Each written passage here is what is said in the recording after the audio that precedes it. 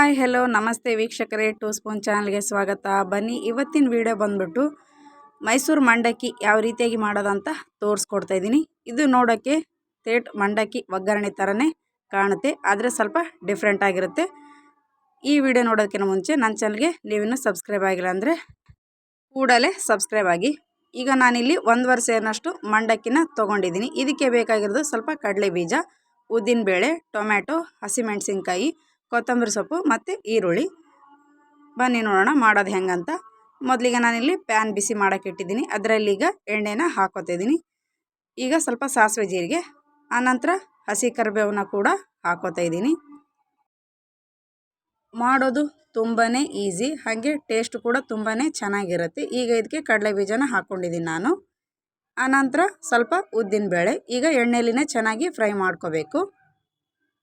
ಕೇವಲ 2 ನಿಮಿಷ ಸಾಕು ಈ ರೆಸಿಪಿ ಮಾಡೋದಕ್ಕೆ. ತುಂಬ ಅಂದರೆ ತುಂಬಾ ರುಚಿಯಾಗಿರುತ್ತೆ. ಈಗ ಸ್ವಲ್ಪ ಹಸಿಮೆಣಸಿನ್ಕಾಯಿ ಹಾಕ್ಕೊಂಡಿದ್ದೀನಿ.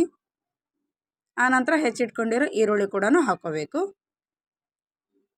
ಈಗ ಚೆನ್ನಾಗಿ ಒಂದ್ಸರಿ ಫ್ರೈ ಮಾಡ್ಕೊಳ್ಳೋಣ ಬನ್ನಿ. ಈಗ ಇದಕ್ಕೆ ಹೆಚ್ಚಿಟ್ಕೊಂಡಿರೋ ಟೊಮೆಟೊ ಕೂಡ ಹಾಕೋತಾ ಇದ್ದೀನಿ. ನೋಡಿ, ಎಲ್ಲನೂ ಚೆನ್ನಾಗಿ ಫ್ರೈ ಆದ ನಂತರ ಇದಕ್ಕೆ ನಾನೀಗ ಒಂದು ಸ್ವಲ್ಪ ಹುಣಸೆ ಹುಳಿನ ಹಾಕೋತಾ ಇದ್ದೀನಿ. ಹುಣಸೆ ಹುಳಿ ಬೇಡ ಅಂದರೆ ನಿಂಬೆಹಣ್ಣು ಹುಳಿ ಆದರೂ ಹಾಕ್ಕೋಬೋದು.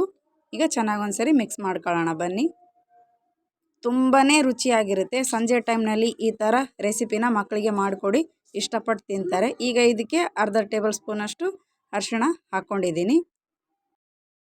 ನಾನಿಲ್ಲಿ 1 ಸೇರಿನಷ್ಟು ಮಂಡಕ್ಕಿಗೆ ಅರ್ಧ ಪ್ಯಾನಷ್ಟು ನೀರನ್ನು ಹಾಕ್ಕೋತಾ ಇದ್ದೀನಿ. ನೀವು ಜಾಸ್ತಿ ಮಂಡಕ್ಕಿ ತೊಗೊಂಡ್ರೆ ಸ್ವಲ್ಪ ನೋಡಿಕೊಂಡು ನೀರನ್ನು ಹಾಕ್ಕೋಬೇಕು. ಈಗ ನೀರನ್ನು ಹಾಕ್ಕೊಂಡಿದ್ದೀನಿ ನಾನು. ಈಗ ಚೆನ್ನಾಗಿ ಒಂದ್ಸರಿ ಮಿಕ್ಸ್ ಮಾಡ್ಕೋತಾ ಇದ್ದೀನಿ. ಇದಕ್ಕೆ ಈಗ ನಾನು ರುಚಿಗೆ ತಕ್ಕಷ್ಟು ಉಪ್ಪನ್ನು ಕೂಡ ಹಾಕೋತಾ ಇದ್ದೀನಿ. ನೋಡೋದಕ್ಕೆ ತೇಟ್ ಮಂಡಕ್ಕಿ ಒಗ್ಗರಣೆ ಥರನೇ ಕಾಣುತ್ತೆ, ಆದರೆ ಸ್ವಲ್ಪ ಡಿಫ್ರೆಂಟ್ ಆಗಿರುತ್ತೆ. ಈಗ ಇದಕ್ಕೆ ತೊಗೊಂಡಿರೋ ಮಂಡಕ್ಕಿನ ಹಾಕೋತಾ ಇದ್ದೀನಿ ನಾನಿಲ್ಲಿ. ನೋಡಿ, ಇದೇ ರೀತಿಯಾಗಿ ನಿಧಾನವಾಗಿ ಮಿಕ್ಸ್ ಮಾಡ್ಕೋಬೇಕು. ನೋಡಿ, ತುಂಬಾ ಈಸಿ ಈ ರೆಸಿಪಿ ಮಾಡೋದು. ಮನೆಯಲ್ಲಿ ಫ್ರೀ ಇದ್ದಾಗ ನೀವು ಕೂಡ ಟ್ರೈ ಮಾಡಿ ನೋಡಿ. ನೋಡಿ ಎಷ್ಟು ಚೆನ್ನಾಗಿ ಆಗಿದೆ. ನೋಡಿ, ತುಂಬಾ ಟೇಸ್ಟಿಯಾಗಿರುತ್ತೆ. ನಾನು ಮಾಡಿರೋ ರೆಸಿಪಿ ನಿಮಗೇನಾದರೂ ಇಷ್ಟ ಆದರೆ ಪ್ಲೀಸ್ ಲೈಕ್ ಮಾಡಿ, ಶೇರ್ ಮಾಡಿ ಮತ್ತು ಸಬ್ಸ್ಕ್ರೈಬ್ ಮಾಡೋದನ್ನ ಮಾತ್ರ ಮರಿಬೇಡಿ. ನೋಡಿ, ಬಿಸಿ ಬಿಸಿಯಾಗಿರೋ ಮೈಸೂರು ಮಂಡಕ್ಕಿ ರೆಡಿ ಆಯಿತು. ನೋಡೋದಕ್ಕೂ ತುಂಬ ಚೆನ್ನಾಗಿದೆ, ಟೇಸ್ಟ್ ಅಂತೂ ಇನ್ನೂ ಚೆನ್ನಾಗಿರುತ್ತೆ. ಬನ್ನಿ, ಈಗ ಇದಕ್ಕೆ ಮೇಲ್ಗಡೆ ಸ್ವಲ್ಪ ಕೊತ್ತಂಬರಿ ಸೊಪ್ಪನ್ನ ಹಾಕ್ಕೊಂಡು ಒಂದ್ಸರಿ ಚೆನ್ನಾಗಿ ಮಿಕ್ಸ್ ಮಾಡ್ಕೊಳ್ಳೋಣ. ನೋಡಿ, ಕೇವಲ 2 ನಿಮಿಷದಲ್ಲಿ ಮನೇಲಿರೋ ಐಟಮ್ನ ಬಳಸಿ ಈ ಥರ ಮೈಸೂರು ಮಂಡಕ್ಕಿನ ಮಾಡಿಕೊಡಿ. ಮನೇಲಿರೋರೆಲ್ಲರೂ ತುಂಬಾ ಇಷ್ಟಪಟ್ಟು ತಿಂತಾರೆ. ಬನ್ನಿ, ಈಗ ಇದಕ್ಕೆ ನಾನು ಸ್ವಲ್ಪ ಮೇಲ್ಗಡೆ ಪುಟಾಣಿ ಹಿಟ್ಟನ್ನು ಹಾಕೋತಾ ಇದ್ದೀನಿ. ತುಂಬಾ ಟೇಸ್ಟಿಯಾಗಿರುತ್ತೆ. ನೀವು ಕೂಡ ಮನೇಲಿ ಒಂದ್ಸರಿ ಫ್ರೀ ಇದ್ದಾಗ ಟ್ರೈ ಮಾಡಿ ನೋಡಿ.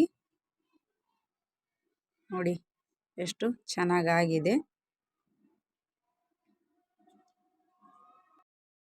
ನೋಡಿ, ನಾನು ಒಂದು ಪ್ಲೇಟಲ್ಲಿ ಸರ್ವ್ ಮಾಡ್ತಾ ಇದ್ದೀನಿ. ಮೈಸೂರು ಮಂಡಕ್ಕಿನ ಬಿಸಿ ಬಿಸಿಯಾಗಿ ಇರಬೇಕಾದ್ರೇ ತಿನ್ನಬೇಕು. ಈ ವಿಡಿಯೋ ನೋಡಿದ ನಂತರ ಸಬ್ಸ್ಕ್ರೈಬ್ ಮಾಡೋದನ್ನ ಮಾತ್ರ ಮರಿಬೇಡಿ. Thanks for watching.